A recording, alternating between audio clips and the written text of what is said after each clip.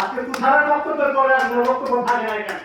তারপরে যদি চারটি কথা বলতেই হয়, আমাদের রক্তে, আমাদের মস্তিষ্কে ধানের শীষের বীজ বোনা। আমরা শুরুতে থেকেই যেহেতু ধানের শীষের ওই খেয়েছি, মেডিসিন খেয়েছি, ওর বাইরে আর জীবনের প্রতি চিন্তা ভাবনা করার কোনো সুযোগ পাই নাই। ভবিষ্যতেও যেন জীবনের শেষ দিন পর্যন্ত যেন এই আদর্শের কথাটা থেকেই যেন আমরা যেতে পারি।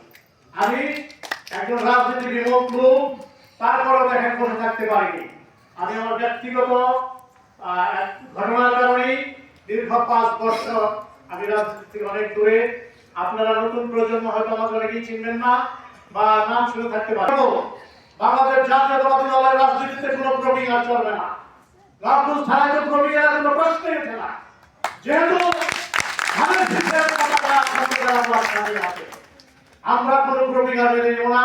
প্রবীণের দোহাই দিয়ে যদি বিএনপি কেউ ক্ষতি করতে চায়, আমরা সকলের প্রতিবাদ করব। আমাদের ধানের শীষের বিকল্প নেই।